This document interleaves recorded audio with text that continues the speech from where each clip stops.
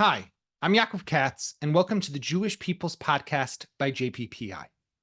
There's little argument that Ismail Haniyeh, the Hamas leader, deserved to be killed. As a leader of the terrorist group, he helped orchestrate its strategies, which culminated in the horrific massacre on October 7th. His elimination was not only a reckoning for the past, but also a preemptive strike against future threats that he posed.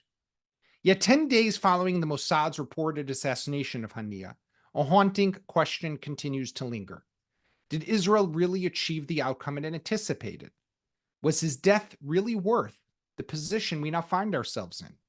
A country anxiously bracing for an Iranian and Hisbah retaliation, which looms like a shadow over an entire nation.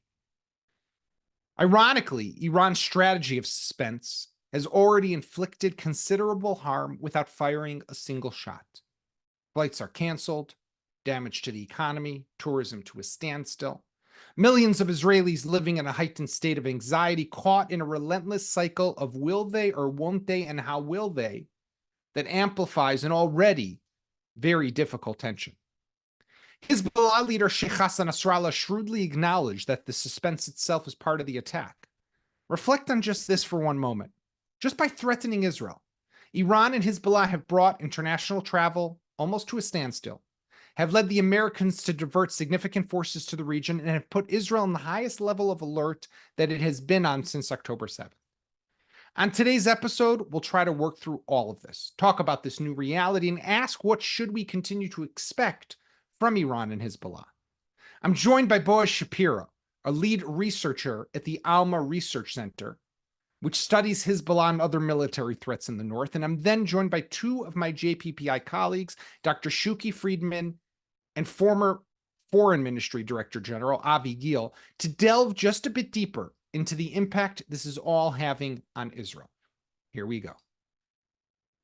Boaz Shapiro, it's great to have you on the JPPI podcast. Thank you so much for joining us. Thanks for having me. My pleasure. So we're talking because you at Alma Research Center, you guys are obviously looking very carefully and closely and following what's happening in northern Israel, and especially now everything that has to do with the possible Iranian, Hezbollah, Houthi, Iranian militias in Iraq. I don't know, whatever it is, whoever might be attacking and retaliating. But I'm curious first, before we dive into some of your most recent reports, which I found to be very interesting, what do you think, with everything going on, how are they going to respond? What should we expect, and where do we think it's going to come from? Well, it's interesting because first of all, Iran has all kinds of options how to retaliate, how to respond.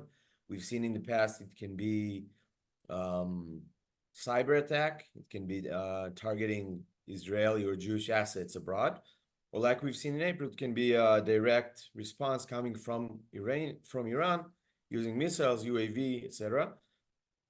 So they have a lot of options. But if we look at the rhetoric coming out of Iran, in the first few days, we've seen it very heated, very extremist, talking about killing civilians, hitting civilian targets, disproportionate response, stuff like that. In the past 2 or 3 days, we're starting to hear different voices, different tones, talking about maybe reconsidering or rethinking the kind of response we want to see.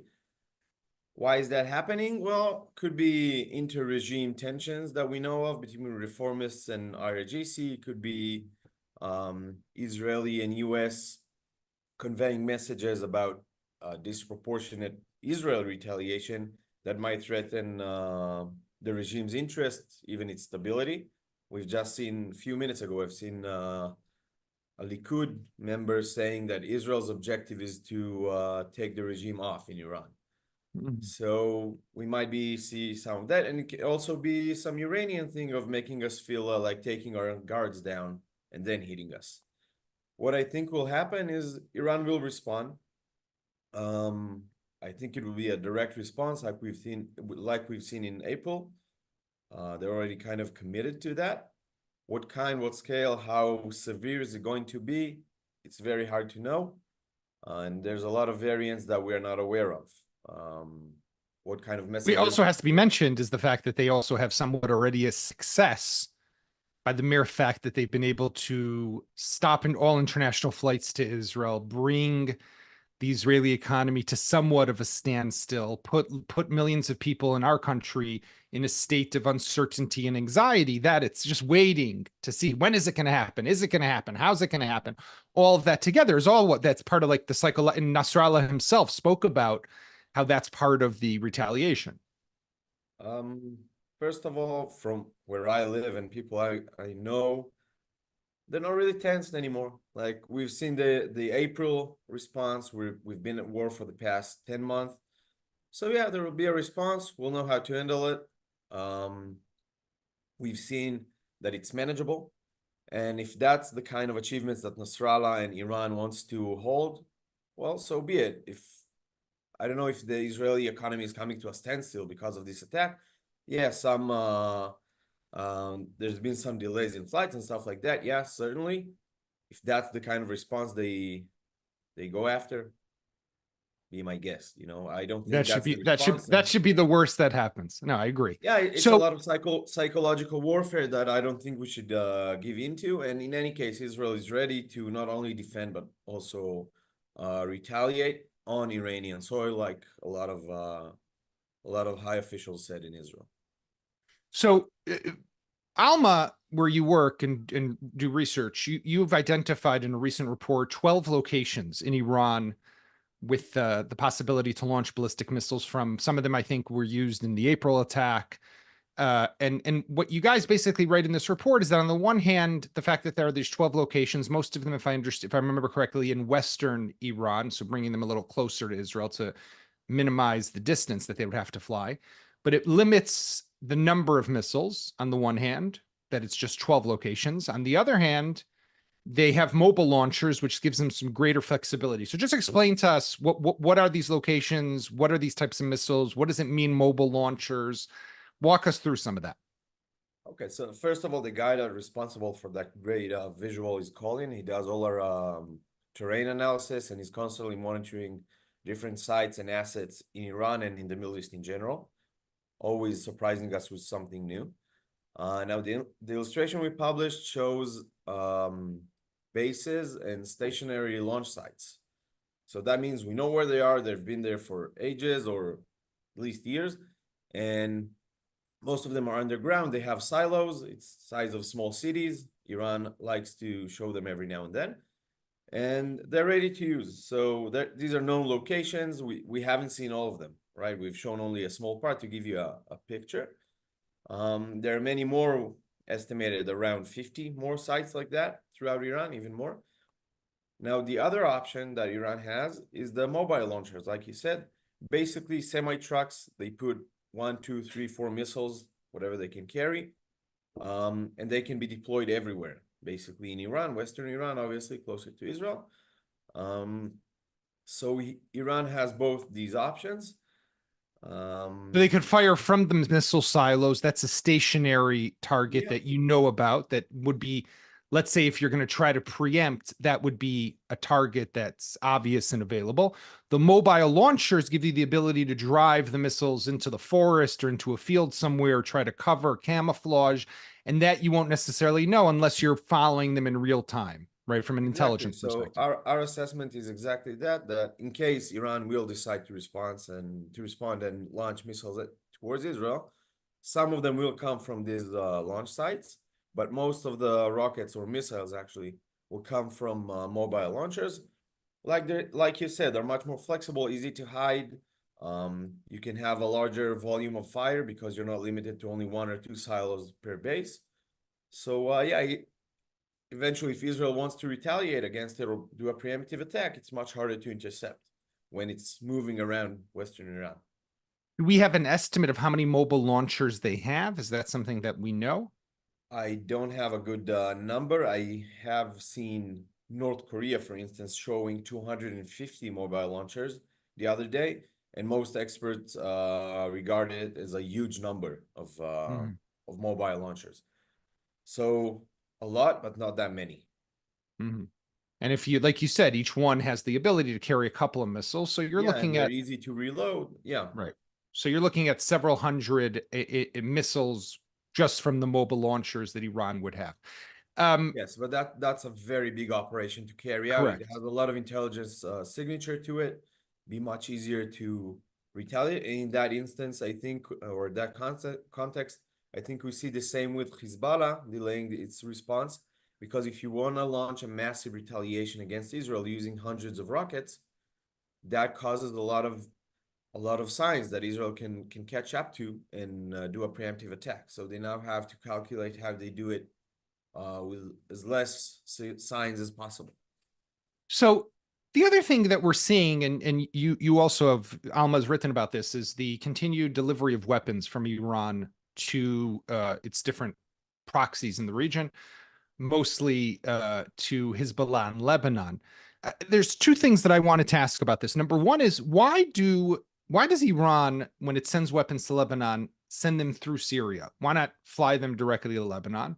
Or maybe they also do that. But we know that in Syria, for example, Israel occasionally intercepts them, bombs them. There was a suspected bombing of such a transfer earlier this month in the beginning of August. But the other question I wanted to ask is, what do you think they're transferring? Are they offensive missiles? Are they defensive capabilities like air defense systems? What do we know, if at all, about that? All right, so just to put things into bigger context, Iran used the civil war, the Syrian civil war, to create this land corridor. They're going from Iran through Iraq into Syria and from there to Lebanon. Land corridor meaning they use trucks, they use buses, whatever goes on the road. And yeah, like you said, we've analyzed the routes they're operating through. Iran also uses other methods. They used to ship containers into Syria and Lebanon, their ports over there. And they also used commercial airlines to smuggle weapons in. We actually published a report about MAN here, how they used these cargo shipments, and we've showed even tickets, all to the same name and stuff like that. It's very interesting. The reason they're using the land corridor is because it's the easiest, cheapest, safest way. If you're going by sea, it takes, well, obviously a couple of weeks. It's very easy to intercept, very easy to trace it. If you're going by air, well, we've seen in the past few years, not just 1 year, mysterious attacks on different airfields in Syria. Not necessarily an international airport, can be a landing strip somewhere. And somehow no one took responsibility for it. And it always happened after an Iranian cargo plane landed there. So it's, again, very easy to intercept, and it takes a lot of resources to fix every time someone bombs these landing strips. Right.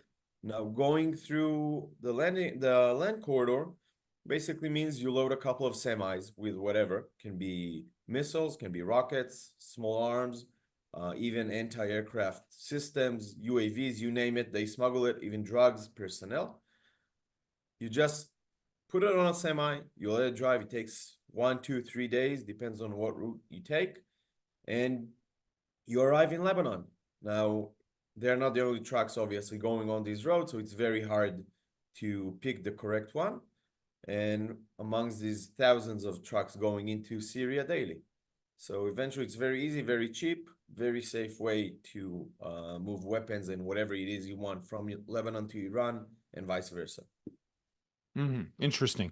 The which means that these are just different types of weapons that could obviously be used now or are just continuously being sent there to be able to reload, replenish, and just have more to be able to attack Israel. Yeah, they've been replenished through the whole war. We've seen, for instance, an anti-tank missile with a production date late 2023. Wow. Okay. So obviously it keeps on getting into Lebanon, and they keep on producing weapons within Lebanon itself. They have capability to assemble several kinds of rockets and UAVs within Lebanon. So you don't always have to give full-scale missile. You just have to give the certain components for it. Makes it easy. But I wanted to ask you just finally, Hezbollah, which is what Alma's mostly tracking all the time in the situation in the north, and you guys are putting out great weekly reports. And to everyone who's listening and watching, you definitely want to get on their newsletter, and you want to visit their site because they really have the real time, like, we talk about, for example, a lot of what Iran's going to do, what Hezbollah is going to. Well, there's been a war raging in the north since October 8th.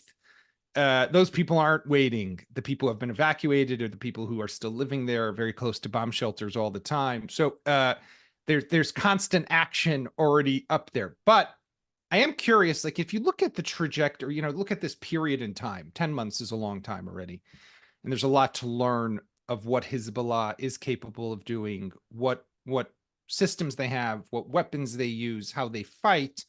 So I'm curious kind of what the big takeaways that you might have from these last 10 months have been and what you've seen. And then finally, Fuad Shukar, the Hezbollah military commander, the number two, the chief of staff, as they call him, to Hezbollah, his elimination, how big a blow is that? And what should we expect to see in terms of their ability to recoup from that? All right. So in the past 10 months, we've seen Hezbollah evolve. We've seen them change. They study us, they research on how we react, how we fight also, and they change accordingly. On the other side, the IDF does the same with a great amount of success. In the past 10 months, there's been around 450 dead Hezbollah terrorists. To that, you can add several dozens more from other organizations. A lot of infrastructure in southern Lebanon is destroyed. Villages there are starting to look like a lot like Gaza. Additionally, they lost several high-ranking commanders, like you said, chief of staff, but they also lost sector commanders and a lot of people that had specific knowledge and know-how in different arrays. Right. So they have sustained a blow. Having said that, Hezbollah is not an organization like you would think of anymore. It's a military, it's an army. And as such, it has a very clear hierarchy, a chain of command. And that means that for everyone that we kill, there's someone to step in. Usually they are experienced. It's not like a newbie or something. And we can see, for example, that they haven't changed how much rockets they've shot at Israel, or how much attacks they've launched toward Israel since Shuker's elimination, or other high-ranking commanders we took out. Like you said, they've been replenished by Iran throughout the war. And additionally, and more importantly, is that most of their strategic array hasn't been severely damaged, like UAVs, long-range missiles, precision missiles, anti-aircraft systems, stuff like that. It's important to say, though, that it's not because Hezbollah is that much of an invincible army. Not at all. It's just that Israel hasn't decided yet that he wants to really go full out. It means that the IDF hasn't used a lot of its abilities and hasn't caused the sufficient amount of damage for some kind of change from Hezbollah. So what we do see is, again, the destruction of infrastructure on the front line, and a lot of local operatives which know the front line really good. Most of them come from the villages close to the border. So in the case of an all-out war with Israel, that will make it a lot much harder for Hezbollah to operate the way they intended, and on the other side, make it a lot easier for the IDF to maneuver close to the border.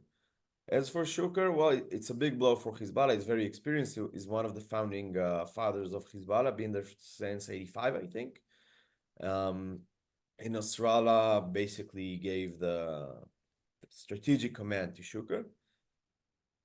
Short term, yeah, well, we'll see some kind of effect until they reorganize and decide what they want to do and how they want to do it, and who's going to be a commander. We've seen the same effect after the Murnia elimination and Badr al-Din elimination. It has some kind of effect, but in the long term, it's not going to stop it from attacking Israel. It's an ideological organization. The logic and common sense that we share doesn't necessarily apply to them. They don't have the same values and same targets as we have, and they have a bigger goal, which is right now taking over Lebanon, and from there, taking the rest of the Middle East. Very sobering and concerning, but also very interesting. Boaz Shapiro from Alma, thank you very much for being with us. Thank you very much. Have a great day. Bye-bye. Shuki and Avi, thank you very much for being with us. So we're continuing with the topic of the ongoing security situation, of course, what might happen, what will happen, how it will happen, when will it happen? Lots of questions that Israel is still dealing with. Let me start with you, Shuki. I mean, we're about 9-10 days since the elimination of Ismail Haniyeh in Tehran at that IRGC facility. Lots of reports of exactly how it was done. Sounds very impressive based on if those reports are accurate of what the Mossad is capable of doing. But on the other hand, it's hard for me to shake the feeling that already the Iranians have won to some extent by the mere fact that they have, I wouldn't say Israel is paralyzed because people are going about with their lives, but flights are canceled. People are living in a heightened state of anxiety, uncertainty, not knowing when this is going to happen, fearing that drones could come down on their heads at any moment. And we just see how we kind of are stuck waiting for the other side to do something. So how do you view this new dynamic to some extent that Israel is finding itself in? Basically, the question would be, should be asked before the decision had been taken here in Jerusalem of the elimination of this Hamas leader, because Haniyeh was definitely a person that Israel should eliminate, punish for his role in the massacre of the October 7th and starting the war, and therefore, and it's true for the elimination of the Hezbollah, sort of the chief of staff, but in Beirut as well. You're fighting against terrorists, and terrorists are a target for the state of Israel. And in a way, if you hesitate of eliminating them when you have the opportunity, you always will have this consideration, which means whenever you do it, unless you do it in some tunnel in Gaza, you find yourself weighing the strategic pros and cons, or what would you get and what you lose when you take such an action. And every action that actually breaking the equivalence that we build with Hezbollah and Iran is getting into this consideration of questions. And in my perspective, if you hesitate and in a way restricting yourself in fighting terrorists wherever they are, you always have the reason why not to act. Now, you're right. We are paying a price, and we might pay a higher price when the Iranians shoot at Israel, if they will shoot at Israel, and one of the missiles will hit, and the Iron Dome and the Arrow and their other allies of Israel would fail of shooting down all the drones and all the missiles. And still, if you decide to be determined and to eliminate the threat of terrorists and terror regimes from the state of Israel, you must be willing to pay some prices. And this is sort of a price we'll have to pay. And it might be that if we retaliate to a potential attack, will be further prices, but still to restrict ourselves in the borders they build for us, I think strategically wouldn't be a right direction to go. On the other hand, I mean, Avi, I'm curious what you think about the same question, because Shuki's making a valid point, right? If we play by their rules, then they also win, right? So you're kind of stuck between a rock and a hard place. On the one hand, if you don't act, you're giving them a win. On the other hand, if you act and now they threaten to retaliate, look at what it does to Israel. Every foreign airline has now canceled flights, right? People are waiting to see, and what their lives are going to look like on an hourly basis. They're considering what might happen.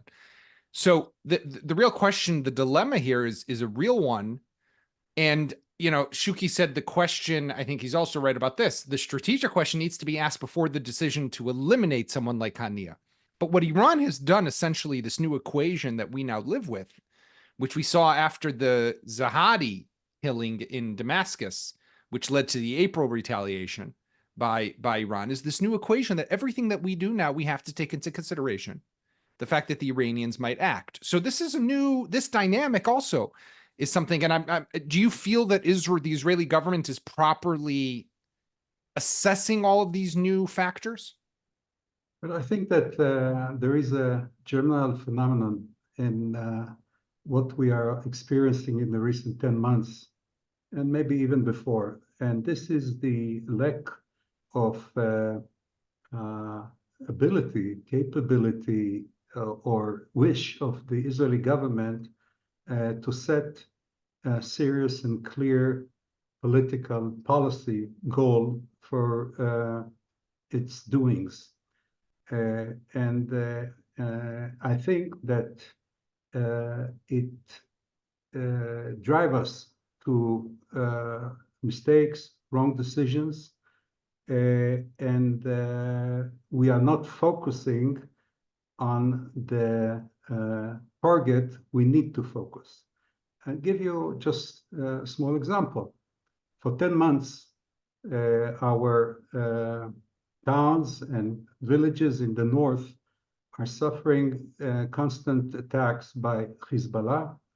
The population of the north are evacuated. Tens of thousands are evacuated already 10 months from the place. And what is the explanation of the government to these people?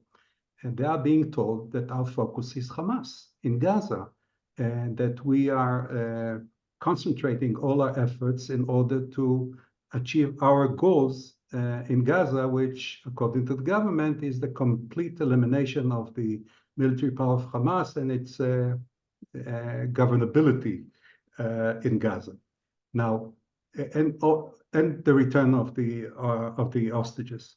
Now, if this is the reason why you are not escalating the war vis-a-vis the provocation of Hezbollah, why you provoke the Iranian if your interest is to be focused in Gaza? And actually, you provoke the Iranian to do exactly what Sinwar is dreaming that will happen, namely that his initiative to attack Israel in October 7 will develop into a regional war. This is his dream. So do we want to help him fulfill his dream or not?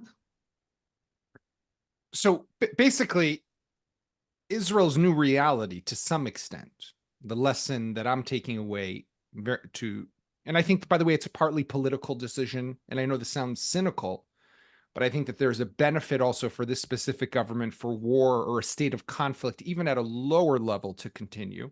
There's a political benefit.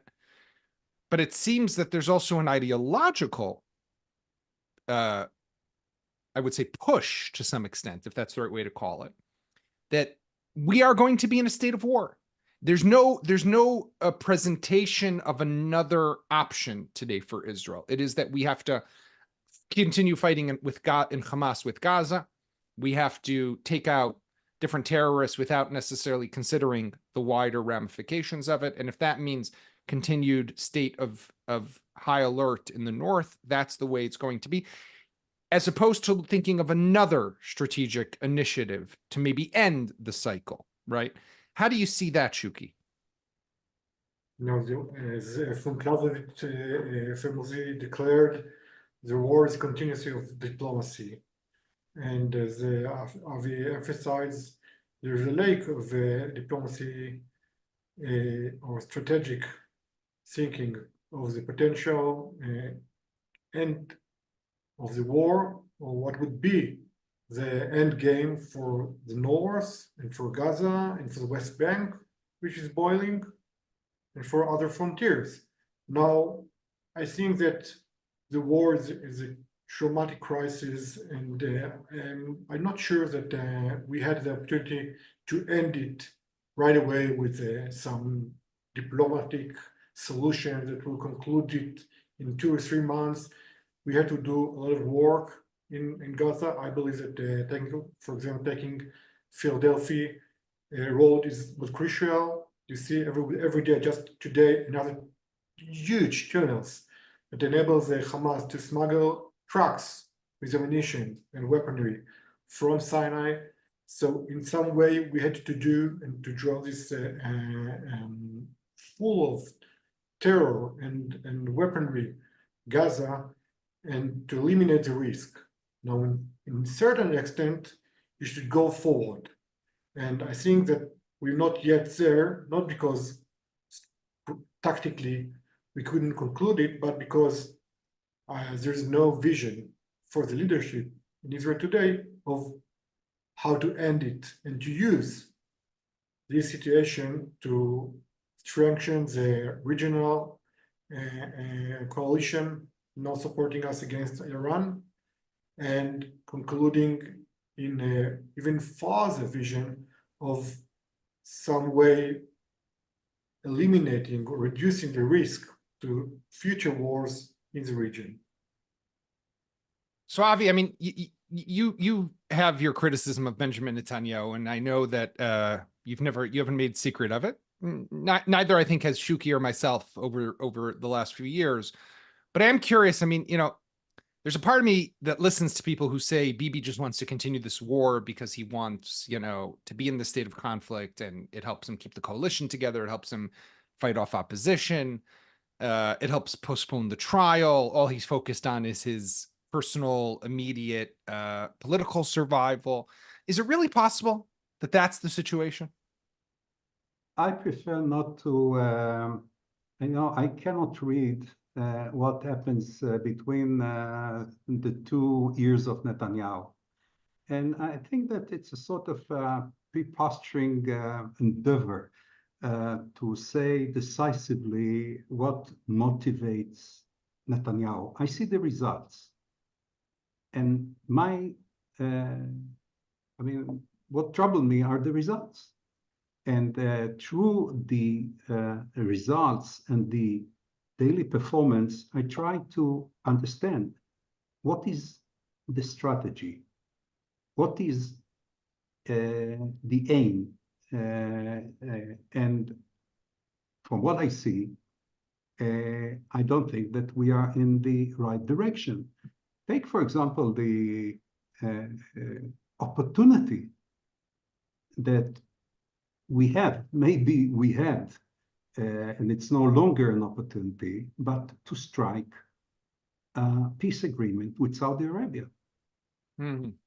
This is something huge, strategically speaking, especially when you think about the Iranian threats. So we could already enter the establishment of a regional coalition headed by the United States, supported by the Western countries, forming a serious coalition vis-a-vis Tehran. And we're not doing it. We are not doing it. My guess is that there are all sorts of coalition considerations, but my judgment is that this is very much against the strategic interests of Israel, and we are losing this opportunity. Yeah.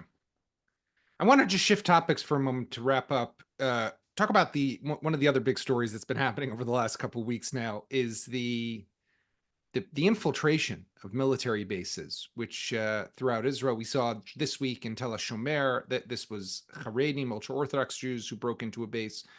But we saw last week was the breaking in of Beit Lid, State Teiman, by far-right activists, Jewish, backed by, even in one case, there were members of Knesset who were also there with them. And they were coming in. This is this whole story that's come out of IDF reservists who have been serving as kind of prison guards in one of the, in State Teiman primarily, which is one of the bases where the Hamas terror suspects are brought to. And a group of them are now under investigation for alleged, I would say quite brutal physical abuse, including some sexual abuse with a metal rod. I won't go into too much graphic detail here, but very, very disturbing. And of course, if found true, they should be definitely, I think we'd all agree, be prosecuted to the full extent of the law. But there is a push by some members of this government and by people on the right to some extent to push back against that. God forbid, how can the Israeli government or the Israeli military investigate to bring charges against soldiers who are doing to the Hamas terrorists, and I'm quoting what some of these people say, what they deserve and what they should be receiving. Shuki, this is a very disturbing phenomenon, almost like vigilante phenomenon of where people are trying to take the law into their own hands and breaking into IDF bases. And this also kind of ties into some extent to what we were talking about just now with the whole general approach to what's been going on throughout this war. So I'm curious how you're looking at that situation. Let's start with the positive perspective of the issue, which is the mere fact that military investigative authorities and the military attorney decided to investigate these suspect soldiers, even though they allegedly attacked the tanks from Nukhba, the commando of Hamas that invaded to Israel and raped and killed and murdered. And it demonstrates the strength of and determination of the authority here in Israel, investigative authorities and legal authorities that are willing to confront right-wing activists and members of Knesset and government, and to investigate alleged actions like this. And it demonstrates to the world that even though many do blame Israel on torturing or doing unfit or illegal actions to the detainees in Netan and other locations, there is a rule of law within the army as well, and it acts by the law, whether it is in Gaza or in Netan, in the detainees camp. And this is a positive perspective. Having said that, it definitely concerns that the leadership of the government, some members of the Knesset, some members of government, are supporting or even leading these actions against the investigative authorities and this action of the formal authority of the army, because they actually claim that it's unacceptable, reasonable that during the war we'll investigate soldiers. So for all sides, the rule of law should be kept in Israel, and it's very important for the government and for its parliament members of the Knesset to realize that the damages that are causing to Israel internally and externally are tremendous, and they have a full ability to ensure that their supporters are not taking part in actions that breaching the law and breaching the sovereignty of the army and so forth. So the authorities, investigative authorities, and legal rule of law within the army is strong. It's been threatened by some right-wing supporters and hardline from Ben Gvir and Smotrich and their members. And I think that Netanyahu should declare that he's supporting fully the army and the investigative authorities, because otherwise we might go to very wrong and bad direction. Why do you think, Shuki, just quickly, that he's not doing that? Why is he holding back from making that declaration? You know, it's going along what we have discussed before. Netanyahu actually been threatened by the right wing on his government, Ben Gvir, Smotrich, while he's dealing in negotiating on a deal in Gaza with Hamas and in other issues as well. And I think he's unwilling or can confront directly their strategy and force them to obey the law and to align with his policy, because he afraid of his government will be collapsed and he'll go to election. And you've mentioned it before, he has some political consideration, so it's not sure it's going to Hania elimination, but it might go to the question of why he's not publicly going against these phenomena. And Avi, just to wrap us up, the one of the things that we've seen over the last, I would say, week or so is definitely also the amazing coordination that we've had between the U.S. and Israel here, with the diversion of significant U.S. assets to the region, whether it's the Lincoln Aircraft Strike Group, which is coming to replace the Eisenhower and the Ford, right? So they're constantly shifting in and out, and other destroyers and and vessels and fighter jet squadrons, F-22 Raptors, you name it. They've been sending a lot here, and it seems that this might be having an effect because we are hearing a bit of change of the tone in Iran, and maybe that's an interpolitical element. Not sure, but we'll wait to see, obviously, what will happen. But this is another thing that kind of gets caught up here in politics, is obviously what America has been doing, and we're seeing a lot of talk right now about Kamala Harris, her choice of Tim Walz as her running mate. There is a feeling, at least I have, that Israel continues to take for granted this situation in the United States, as if it's, it's always there, and this is what they should do, and they owe it to us. And, and without, and just with criticism, and members of the government are even this happening while members of this government openly say, we want Donald Trump to win the election. Well, you know that traditionally Israeli governments work very hard to maintain relations with the only superpower that is aligned to us. We do not have alternatives. We cannot choose and pick some other superpower to support us. And to our luck, we have the Jewish community, a very strong ally of Israel in America. So we have to invest a lot repeatedly to nurture the triangular relationships, which is Jerusalem, Washington, and the Jewish community in America. And we haven't done it enough in the recent years, and we are not doing it enough now.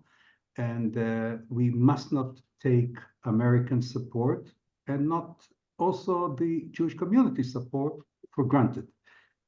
We have to take it in every consideration that we are doing, every decision, important decision, strategic decision, military decision that we are taking. And I think that some of our strategic concepts, which falsely guided some of our decision makers, if Israel is totally independent and can take care by itself, through itself, without any foreign country supports, this is not the case. And the recent month proved that Israel is highly dependent with US support. So we have to be aware of it and act upon.